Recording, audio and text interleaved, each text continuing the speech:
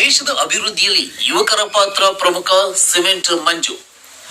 ಭಾರತ ದೇಶ ತನ್ನ ರಕ್ಷಣೆಯ ಜೊತೆಗೆ ಸರ್ವತೋಮುಖ ಅಭಿವೃದ್ಧಿಯಲ್ಲಿ ಜಗತ್ತಿನಲ್ಲೇ ಅತ್ಯಂತ ಪ್ರಮುಖ ಪಾತ್ರ ವಹಿಸುತ್ತಿದೆ ಎಂದು ಶಾಸಕ ಸಿಮೆಂಟ್ ಮಂಜು ತಿಳಿಸಿದರು. ಪಟ್ಟಣದ ಮಿನಿ ಕ್ರೀಡಾಂಗಣದಲ್ಲಿ ತಾಲೂಕಾ ಆಡಳಿತ ವತಿಯಿಂದ ಏರ್ಪಡಿಸಲಾಗಿದ್ದ 79ನೇ ಸ್ವಾತಂತ್ರ್ಯ ದಿನಾಚರಣೆ ಸಮಾರಂಭದ ಅಧ್ಯಕ್ಷತೆ ವಹಿಸಿ ಅವರು ಮಾತನಾಡಿದರು. ಮೊದಲು ದೇಶ, ನಂತರ ನಾವು ಎಂಬ ಮನೋಭಾವನೆ ಬೆಳೆಸಿಕೊಂಡು ದೇಶದ ಅಭಿವೃದ್ಧಿಯಲ್ಲಿ ಯುವಕರು ಪ್ರಮುಖ ಪಾತ್ರ ವಹಿಸಬೇಕು.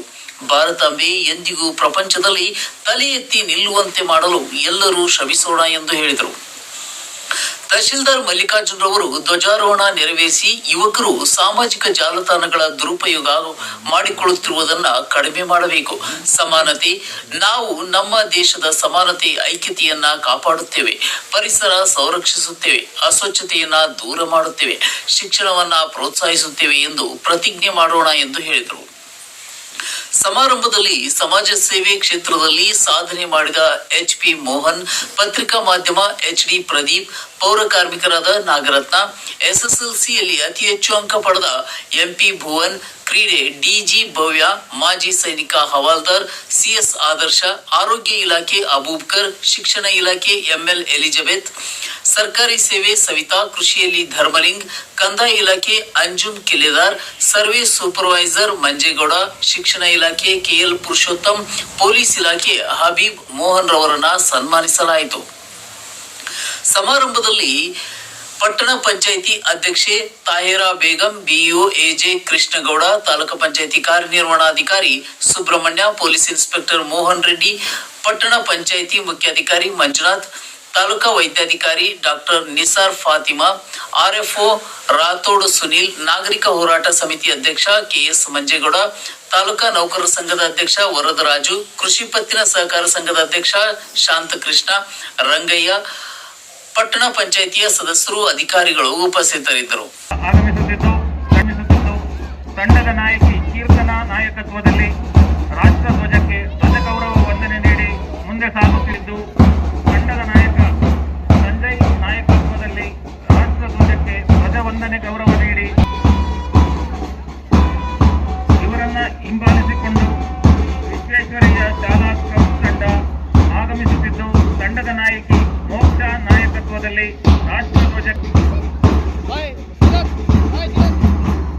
ಇವರನ್ನ ಹಿಂಬಾಲಿಸಿಕೊಂಡು ಡಾಕ್ಟರ್ PR ಅಂಬೇಡ್ಕರ್ ವಸತಿ ಶಾಲಾ ತಂಡ ಆಗಮಿಸುತ್ತಿದ್ದು, ತಂಡದ ನಾಯಕಿ ಗೌತಮಿ ನಾಯಕತ್ವದಲ್ಲಿ ರಾಷ್ಟ್ರ ಧ್ವಜಕ್ಕೆ ಇವರನ್ನ ಹಿಂಬಾಲಿಸಿಕೊಂಡು ಮಂಸೂರ ಶಾಲಾ ತಂಡ ಆಗಮಿಸುತ್ತಿದ್ದು, ತಂಡದ ನಾಯಕ ಮೊಹಮ್ಮದ್ ರಯ್ಯಾನ್ ನಾಯಕತ್ವದಲ್ಲಿ ರಾಷ್ಟ್ರ ಧ್ವಜಕ್ಕೆ ಧ್ವಜ ಗೌರವ ವಂದನೆ ನೀಡಿ ಇಲ್ಲಿಂದಲೇ ಅವ್ರಿಗೆ ಯಾವ ರೀತಿ ಉತ್ತರವನ್ನ ಕೊಡಬೇಕು ಆ ರೀತಿ ಉತ್ತರವನ್ನ ಕೊಟ್ಟಿದ್ದೀವಿ.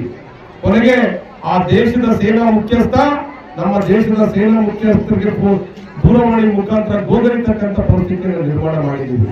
ಇವತ್ತು ಅದು ಶೈಕ್ಷಣಿಕ ಇರ್ಬೋದು, ರಕ್ಷಣಾ ವ್ಯವಸ್ಥೆಯಲ್ಲಿರ್ಬೋದು, ಆರ್ಥಿಕ ವ್ಯವಸ್ಥೆಯಲ್ಲಿರ್ಬೋದು, ಪ್ರಪಂಚದಲ್ಲಿ ಎಲ್ಲ ದೇಶಗಳು ಕೂಡ ತಿರುಗಿ ನೋಡ್ತಕ್ಕಂಥ ಸಾಧನೆಯನ್ನು ಇವತ್ತು ಭಾರತ ದೇಶ ಮಾಡ್ತಾ ಇದೆ. ಇದಕ್ಕೆಲ್ಲ ಮೂಲ ಕಾರಣಕರ್ತ ಯಾರು ಅಂತ ಹೇಳಿದ್ರೆ ನಮ್ಮ ದೇಶದಲ್ಲಿರ್ತಕ್ಕಂಥ ವಿದ್ಯಾವಂತ ಯುವಕರು ಮತ್ತು ಯುವತಿಯರು. ಈ ದೇಶಕ್ಕೋಸ್ಕರ ಸರ್ವವನ್ನು ಸಮರ್ಪಣೆಯನ್ನು ಮಾಡ್ತಿರ್ತಕ್ಕಂಥ ಲಕ್ಷಾಂತರ ವಿಜ್ಞಾನಿಗಳಿರ್ಬೋದು, ಅಧಿಕಾರಿಗಳಿರ್ಬೋದು, ಸಮಾಜ ಸೇವಕರಿರ್ಬೋದು, ಸ್ವಾತಂತ್ರ್ಯ ಹೋರಾಟಗಾರರಿರ್ಬೋದು, ಇವತ್ತು ದೇಶಕ್ಕೋಸ್ಕರ ತನು ಮನ ಧನ ಎಲ್ಲವನ್ನು ಕೂಡ ತ್ಯಾಗ ಮಾಡಲಿಕ್ಕೆ ಸಿದ್ಧವಾಗಿರ್ತಕ್ಕಂಥ ಸಾವಿರಾರು ಲಕ್ಷಾಂತರ ಸೈನಿಕರನ್ನ ನಾವು ನೋಡ್ತಾ ಇದ್ದೀವಿ.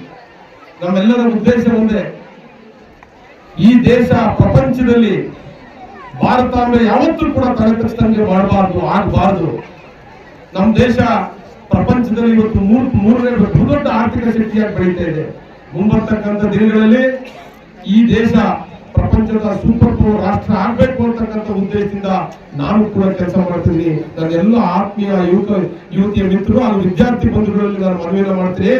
ತಾವು ಇವತ್ತು ವಿದ್ಯೆಯನ್ನ ಕಲಿತಿರ್ತಕ್ಕಂಥ ಉದ್ದೇಶ ನಾನು ಯಾವ್ದು ಕೆಲಸಕ್ಕೆ ಸೇರಬೇಕು, ನಾನು ಆರ್ಥಿಕವಾಗಿ ಬೆಳಿಬೇಕು ಅಂತಕ್ಕಂಥ ಉದ್ದೇಶದಿಂದ ನಾಳೆ ನನ್ನ ದೇಶದ ಸ್ವಾಭಿಮಾನವನ್ನ ಕಾಪಾಡಬೇಕು, ನನ್ನ ದೇಶವನ್ನ ಪ್ರಪಂಚದಲ್ಲಿ ಸೂಪರ್ ಪವರ್ ರಾಷ್ಟ್ರವನ್ನಾಗಿ ಮಾಡಬೇಕು, ಈ ದೇಶವನ್ನ ಆರ್ಥಿಕವಾಗಿ ಬಲಾಢ್ಯವನ್ನಾಗಿ ಮಾಡಬೇಕು ಅಂತ ಹೇಳಿದ್ರೆ ನಿಮ್ಮಂತ ವಿದ್ಯಾವಂತ ಯುವಕ ಯುವತಿಯರ ಕೊಡುಗೆ ಅಪಾರವಾಗಿರಬೇಕು.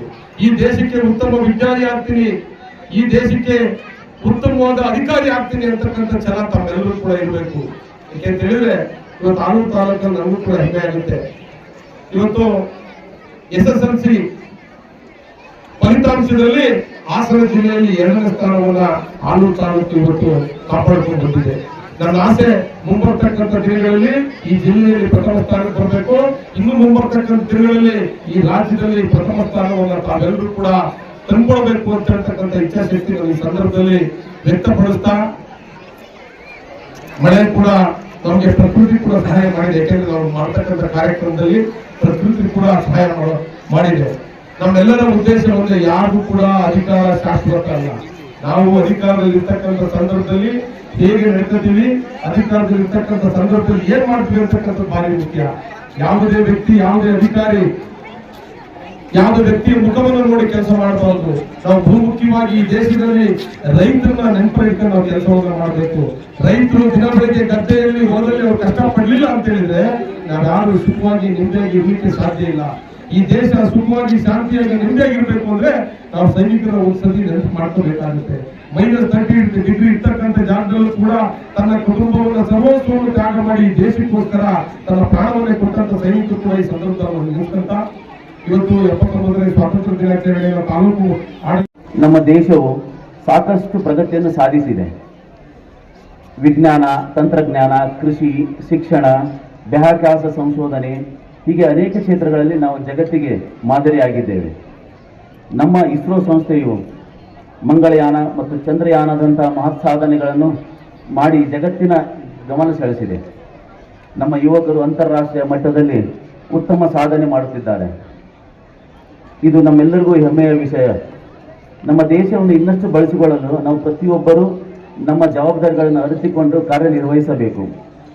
ಆತ್ಮನಿರ್ಭರದಂತಹ ಅಭಿಯಾನ, ದೇಶದ ಸುಂಕ ನೀತಿಗಳು, ಮೇಲ್ದರ್ಜೆಯ ಮೂಲಭೂತ ಸೌಕರ್ಯಗಳು ದೇಶದ ಆರ್ಥಿಕ ಬೆಳವಣಿಗೆಗೆ, ಉದ್ಯೋಗ ಸೃಷ್ಟಿ ಮತ್ತು ಸುಧಾರಿತ ಜೀವನ ಮಟ್ಟ ನೀಡುವಲ್ಲಿ ಪ್ರಮುಖ ಪಾತ್ರ ವಹಿಸಿದೆ.